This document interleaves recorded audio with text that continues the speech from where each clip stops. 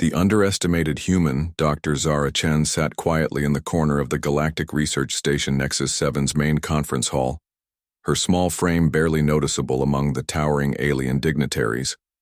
At 5 feet 4 inches tall and weighing barely 120 pounds, she looked like a child among giants.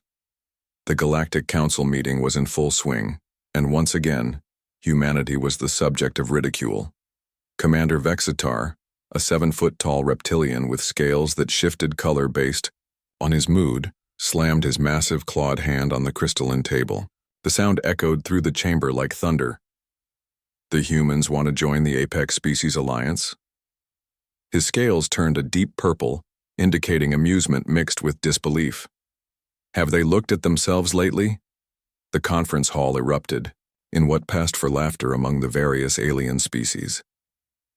Dr. Molnari, whose octopus-like tentacles writhed with each chuckle, spoke through his translation device.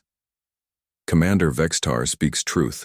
Humans possess no natural armor, no enhanced strength, no telepathic abilities. They are soft creatures who die if their planet's temperature changes by mere degrees. Brutus 9, representing the mechanical warrior species known as the Constructors, added his metallic voice to the chorus of mockery. Analysis confirms, human species ranks among lowest tier of galactic civilizations. Average lifespan, insufficient. Physical capabilities negligible. Technological advancement primitive compared to council standards. Zara continued taking notes on her tablet, seemingly unbothered by the insults flying around the room. She had heard it all before. Since humanity's first contact with galactic civilization 3 years ago, they had been treated as cosmic oddities at best, and annoying pests at worst. The fact that humans had managed to develop faster than light travel was dismissed as a fluke by most species. Perhaps, Commander Vexitar continued, his scales now shifting to an orange hue that indicated condescension, we should create a separate category for species like humans. The barely sentient alliance would be more appropriate. More laughter filled the chamber. Zara looked up from her tablet and made eye contact with Vexitar. She gave him a small, polite smile and returned to her notes. This reaction seemed to annoy the reptilian commander even more. The human doesn't even have the sense to be insulted, Vexitar muttered to Dr. Molnari. What none of the alien dignitaries knew was that Zara was not just taking notes about their meeting, she was studying them. Every gesture, every vocal pattern, every subtle change in their behavior was being catalogued in her mind. It was what humans did best, though the galaxy hadn't figured that out yet. The meeting was interrupted by an announcement that sent waves of fear through the assembled aliens. The station's AI spoke in its neutral tone. Attention all personnel. The entity known as Korthak the Eternal has requested permission to dock at this station. ETA, 15 minutes. The conference hall fell silent. Even the most arrogant species, representatives looked worried. Zara noticed the immediate change in everyone's body language and quickly typed notes about their reactions. Commander Vexitar's scales shifted to a deep black color that Zara had learned indicated fear. Why would Korthak come here? He hasn't left his homeworld in over 2 centuries. Dr. Molnari's tentacles wrapped around his body in a defensive posture. Perhaps he has heard about our alliance discussions? The Eternal One has opinions about galactic politics. Brutus 9's optical sensors dimmed, which Zara interpreted as the mechanical equivalent of nervousness.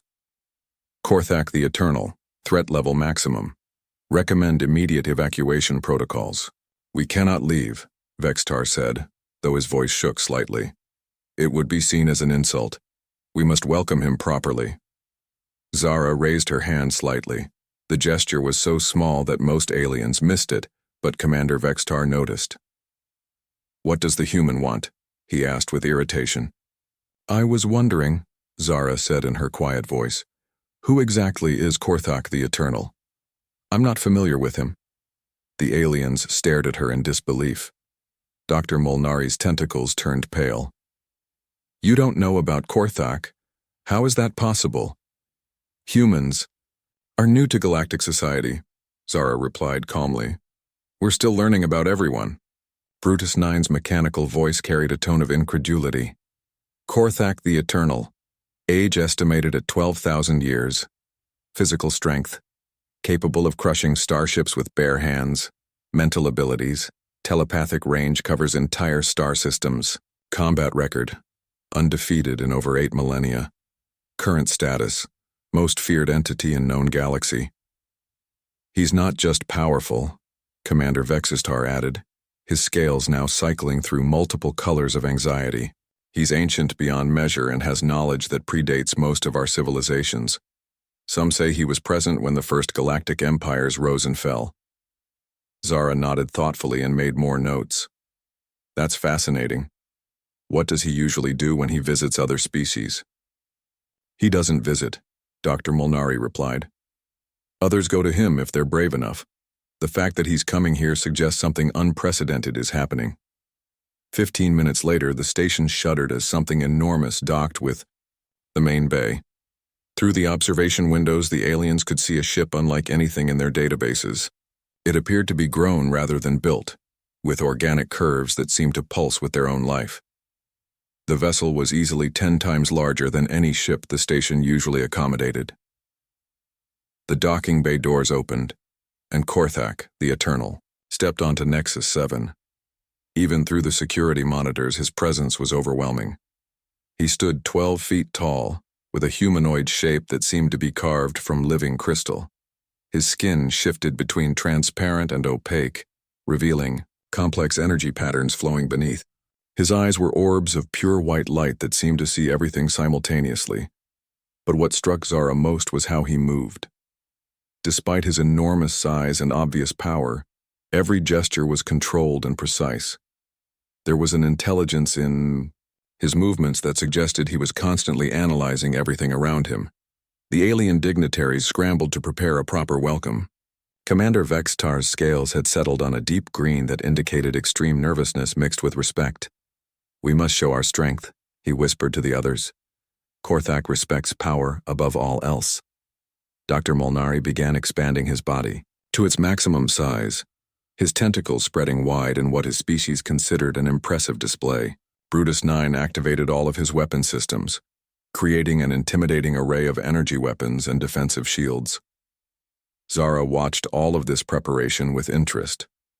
She noticed that despite their fear, each species was defaulting to what they considered their greatest strength. The reptilians relied on intimidation, the tentacled species on size and flexibility, and the mechanical beings on technological superiority. When Korthak entered the conference hall, the temperature seemed to drop 10 degrees. His white eyes swept across the assembled aliens, taking in their displays of power with what might have been amusement. "Greetings," Korthak said, his voice resonating through the chamber without need for translation devices. "I have come to observe the formation of your alliance." Commander Vextar stepped forward, his massive frame puffed up to its maximum size. "Great Korthak, we are honored by your presence.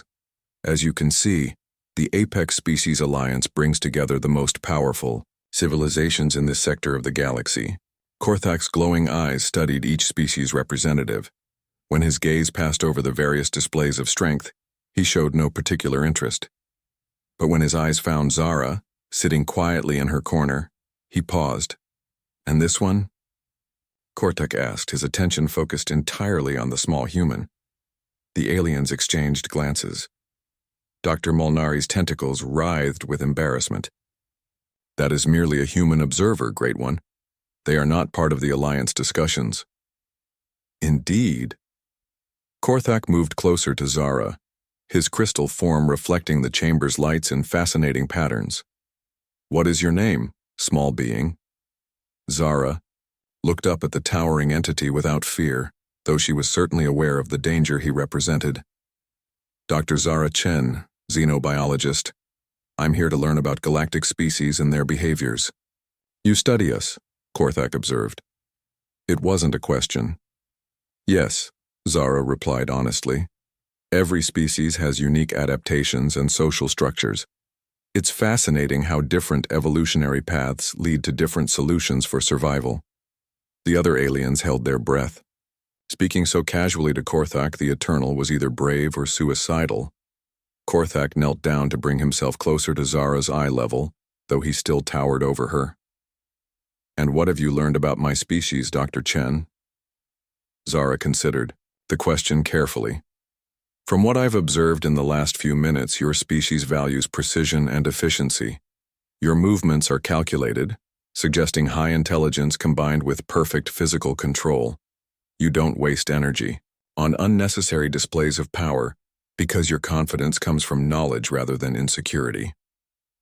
The conference hall was so quiet that the hum of the station's life support system seemed loud. Korthak's crystalline features shifted in what might have been a smile. "Interesting analysis. And what have you concluded about these other species?" Zara glanced around the room at the alien dignitaries, all of whom were watching her with expressions ranging from curiosity to horror. They're each showcasing what they believe to be their greatest strength, but they're doing it in a way that suggests they're not entirely confident in those strengths. Fear often makes beings overcompensate. Commander Vextar's scales flashed bright red with anger. "How dare this primitive creature analyze us? Korthak, surely you can see that humans are beneath the notice of truly advanced species." But Korthak's attention remained fixed on Zara. "Dr. Chen, in your studies of galactic species, have you identified what makes humanity unique?" The question caught Zara off guard. She had spent so much time studying other species that she rarely analyzed her own. "I'm not sure we are unique," she said thoughtfully. "Every species has evolved differently based on their environmental pressures and challenges." "But what challenge shaped humanity?" Korthak pressed. Zara was quiet for a moment, thinking. "Change, I suppose. Our homeworld went through numerous climate shifts, forcing our ancestors to adapt constantly. We couldn't specialize too heavily in any one environment because the environment kept changing. And how did this shape your species? It made us generalists instead of specialists. We're not the strongest or fastest or most armored, but we're adaptable. We learn quickly, find patterns, and adjust our strategies based on new information." Korthak straightened to his full height, and for the first time since entering the chamber he looked genuinely impressed. "Dr. Chen, would you be willing to accompany me to examine something that has puzzled me for several centuries?" The request sent shockwaves through the assembled aliens. Commander Vextar stepped forward aggressively. "Korthak, surely you don't need the assistance of a human when the greatest minds in the galaxy are present." Korthak's white eyes turned toward the reptilian commander, and the temperature in the room seemed to drop another 10 degrees. "Commander Vextar, in my 12,000 years of existence, I have learned that the greatest minds are not always found in the largest bodies or the most advanced civilizations. Sometimes they are found in the most unexpected places." He turned back to Zara. "Dr. Chen, will you come?" Zara looked around the room at the shocked faces of the alien dignitaries, then back at Korthak. Despite the obvious danger, her scientific curiosity was stronger than her fear. "Of course, I'd be honored to help if I can." As they left the conference hall together, the most powerful entity in the galaxy walking beside a small human scientist, the alien council members sat in stunned silence. For the first time since first contact, someone was taking humanity seriously, and that someone was the most dangerous being any of them had ever encountered. The real test, however, was yet to come. The revelation and transformation. Korthak led Zara through corridors of his organic ship that seemed to respond to his presence. The walls pulsed with bioluminescent patterns, and the air hummed with an energy that made her skin tingle. She had never seen technology like this, if it could even be called technology. "Your ship is alive," Zara observed, running her hand along a wall that felt warm to the touch. "In a manner of speaking," Korthak replied. "It is grown, not built. My species learned long ago that living systems are more adaptable than mechanical ones." They walked in comfortable silence for several minutes before reaching a vast chamber filled with floating holographic displays. Each display showed complex mathematical equations, star charts, and what appeared to be genetic sequences from hundreds of different species. "Dr. Chen," Korthak said, gesturing to the displays, For the past 300 years, I have been studying a pattern that emerges across galactic evolution. Every species that achieves spaceflight follows predictable development paths, with one exception. Zara moved closer to examine the data. Her trained eye immediately began picking out patterns in the genetic sequences and evolutionary trees. These are fascinating. Each species seems to have specialized along specific evolutionary pressures. Enhanced strength, natural armor, telepathic abilities, mechanical integration. Precisely. Each species maximizes certain traits while sacrificing others. It is an efficient survival strategy. Korthak manipulated the displays, bringing up new data. But 3 years ago, a new species appeared in galactic civilization that does not follow this pattern. A new holographic display materialized showing human genetic data, alongside Earth's geological and climate history. Zara found herself looking at her own species through the eyes of a 12,000-year-old entity. Humans, she said quietly. Your species is an anomaly, Dr. Chen. Where other species specialized, humanity remained generalized. Most galactic civilizations consider this a weakness, but I have begun to suspect it might be the greatest strength of all. Back in the conference hall of Nexus 7, the alien dignitaries were having heated discussions about Korthak's unprecedented behavior. Commander Vextar paced back and forth, his scales cycling through colors that indicated confusion and anger. "This makes no sense," he growled. "Korthak the Eternal, the most powerful being in the galaxy, is consulting with a human, a species that can't even survive in space without artificial life support." Dr. Molnari's tentacles writhed with agitation. Perhaps he has some use for them as servants or test subjects. The Eternal One has always been unpredictable. Brutus 9's optical sensors focused on the docking bay where Korthak's ship was attached. Alternative hypothesis. Korthak has identified threat potential in human species that our analyses have missed. Impossible, Vextar snapped. We've studied humans extensively. They're fragile, short-lived, and possess no extraordinary abilities. Inside Korthak's ship, the ancient being was explaining the scope of his research to Zara. For millennia, I have watched species rise and fall across the galaxy. The pattern is always the same. Specialization leads to dominance, dominance leads to stagnation, and stagnation leads to extinction when circumstances change. Zara studied the data more carefully. You're saying that overspecialization is an evolutionary dead end? Not immediately, but eventually. A species that becomes too adapted to specific conditions cannot survive when those conditions change. And in the universe, Dr. Chen, conditions always change. The implications hit Zara like a wave. So the species that survive longest are the ones that maintain adaptability. Exactly. And in all my years of study, I have never encountered a species that maintained such adaptability as thoroughly as humanity. Korthak manipulated the displays again, showing Earth's turbulent climate history. Your homeworld forced your ancestors to adapt to ice ages, volcanic periods, climate shifts, and mass extinctions. Instead of specializing to survive any one of these challenges, humanity developed the ability to adapt quickly to new challenges as they arose. Zara felt a chill of understanding. That's why you're interested in us, not because we're special, now, but because we might be the only species capable of surviving whatever comes next. Dr. Chen, may I present you with a problem that has puzzled the greatest minds in the galaxy for over a century? Before Zara could respond, the chamber's communication system activated. Commander Vextar's voice echoed through the space, clearly, angry and desperate. Korthak, we demand an explanation.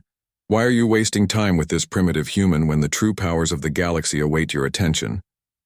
Korthak's crystalline features hardened, and his white eyes blazed brighter. Very well, let them witness. The ancient being manipulated his ship's systems, and suddenly the conference hall of Nexus 7 was filled with holographic projections of the same data Zara had been studying.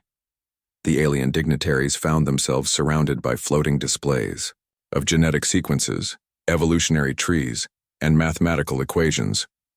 Korthak's voice boomed through both ships simultaneously. Esteemed members of the Galactic Council, you have repeatedly dismissed humanity as weak and primitive. I invite you to solve the problem I am about to present, which has confounded your species' greatest scholars for decades. A new display materialized in the center of both chambers, showing a complex scenario involving stellar mechanics, quantum physics, and biological systems. The problem was so intricate that even understanding its parameters required expertise in multiple scientific disciplines. The scenario, Korthak explained, involves a dying star system where 3 different sentient species must be evacuated to a new homeworld. However, the new planet has environmental conditions that are hostile to all 3 species in different ways. The challenge is to develop a survival strategy that allows all 3 species to not merely survive, but thrive in their new environment. Commander Vextar studied the display with growing frustration. His species' natural approach was to establish dominance through strength, but the problem required cooperation and adaptation. The strongest species should dominate the new world, he declared. The others can adapt to serve or be relocated elsewhere. Dr. Molnari disagreed, his tentacles weaving complex patterns as he calculated. Optimal solution requires environmental modification. Terraform planet to match requirements of most advanced species. Brutus 9's mechanical mind processed the data rapidly. Analysis suggests construction of environmental domes to maintain separate living spaces for each species.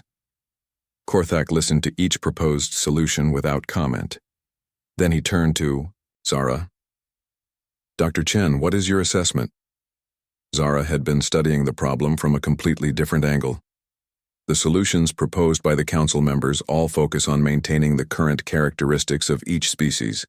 But what if that's the wrong approach?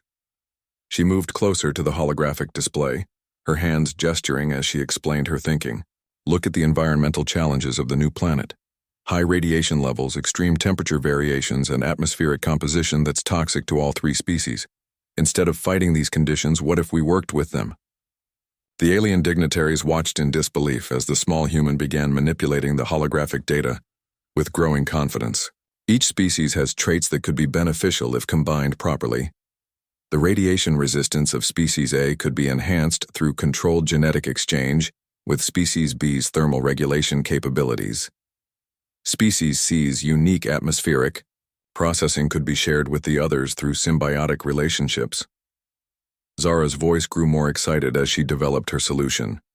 Instead of 3 separate species struggling to survive in a hostile environment, you could have 3 species evolving together to create something new. A cooperative adaptation that makes all of them stronger than they could ever be alone.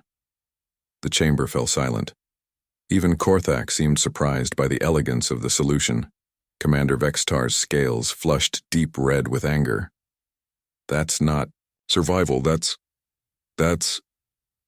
evolution, Zara finished quietly. It's controlled evolution through cooperation instead of competition. Dr. Molnari's tentacles had gone completely still, which in his species indicated deep shock. The human is suggesting that species deliberately change their fundamental nature. Not change, Zara corrected. Adapt. It's what life does best when it's not constrained by the assumption that staying the same is the only way to stay alive. Brutus 9's optical sensors dimmed as his processors struggled with the concept. This solution requires abandoning species purity, unacceptable by all galactic conventions. But Korthak was studying the holographic projections that had appeared as Zara explained her solution. The mathematical models showed not just survival, but thriving populations that were stronger and more resilient than their parent species. Dr. Chen, Korthak said slowly, this problem has been presented to over 300 of the galaxy's most brilliant minds. Scholars from 47 different species have attempted to solve it. Not one of them conceived of a solution that involved voluntary adaptation. Because, Zara replied, most species see change as a threat to their identity. Humans see change as an opportunity to become something better. What happened next shocked every being in both chambers. Korthak, the eternal, the most powerful entity in the known galaxy, slowly lowered himself to one knee before the small human scientist. Dr. Zara Chen, he said, his voice carrying a weight of reverence that made the air itself seem to vibrate. In my 12,000 years of existence, I have searched for the species that would inherit the galaxy when the old powers fade. I have sought the beings who could adapt to any challenge, survive any catastrophe, and lead others through the darkness of an uncertain future. The alien dignitaries watched in absolute terror as their greatest fear knelt before a human. I have found them, Korthak continued. Humanity does not represent the future of the galaxy because you are strong. You represent the future because you are adaptable. You do not seek to dominate other species. You seek to understand them. You do not fear change. You embrace it as an opportunity for growth. Commander Vextar's voice cracked as he spoke. This is impossible. Humans are weak. They have no natural defenses, no enhanced abilities. Korthak rose to his full height, his white eyes blazing with an intensity that made the chamber's light seem dim by comparison. Commander Vextar, in your arrogance, you have confused specialization with strength. Your species has spent millions of years becoming perfect hunters, but what happens when there is nothing left to hunt? Dr. Molnari's people have mastered their aquatic environment. But what happens when the oceans dry up? Brutus 9's civilization has achieved perfect mechanical efficiency. But what happens when the resources to maintain that efficiency are exhausted? The ancient being's voice carried the weight of eons as he continued. Humanity has spent their entire evolutionary history learning to adapt to changing circumstances. They are not the strongest species, but they are the most flexible. They are not the most intelligent, but they are the most creative. They are not the most advanced, but they are the most capable of becoming whatever they need to become. Dr. Molnari's tentacles wrapped around his body in the defensive posture of his species. You're saying that humans will outlive us all? I am saying, Korthak replied, that when the great challenges come, when the galaxy faces threats that require adaptation rather than specialization, humanity will not just survive, they will lead. And those species wise enough to follow their example will survive alongside them. The conference hall of Nexus 7 erupted in chaos as the implications of Korthak's words sank in. Species that had dominated the galaxy for millennia were being told that their reign was ending, and that the future belonged to the small, seemingly weak beings they had dismissed as primitive. But Zara Chen, standing beside the most powerful entity in the galaxy, felt no triumph. Instead, she felt the weight of responsibility. Korthak, she said quietly, if you're right about humanity's role in the galaxy's future, then we have a lot of work to do. We need to learn from every species, understand their strengths, and find ways to help everyone adapt to whatever challenges are coming. Korthak's crystalline features shifted into what was unmistakably a smile. Dr. Chen, that response is exactly why I kneel before your species. In the moment of your greatest validation, your first thought is not of conquest or dominance, but of cooperation and learning. He turned to address the alien dignitaries one final time. The Apex Species Alliance will be formed, but not as you envisioned. It will not be an alliance of the strong dominating the weak. It will be an alliance of the adaptable teaching the rigid, of the flexible supporting the specialized, of the curious learning from the experienced. Commander Vextar's scales had cycled through every color in his species' emotional spectrum before settling on a pale blue that indicated resignation mixed with fear. And if we refuse to join this new alliance, Korthak's expression became serious. Then you will face the coming challenges alone with all the limitations that your specialization imposes. The choice is yours. But I would suggest that the galaxy's survival may depend on learning to value adaptation over dominance. As the implications of this new reality settled over the assembled aliens, Zara found herself at the center of a transformation that would reshape galactic civilization. The small, seemingly insignificant human had become the bridge between the old galaxy and the new, between the specialized and the adaptable, between the dominant and the cooperative. The laughter had stopped. The dismissals had ended, and for the first time since humanity had entered galactic society, they were not just being noticed, they were being recognized as the future itself. But with that recognition came a responsibility that would test every aspect of human adaptability, creativity, and determination. The real adventure was just beginning.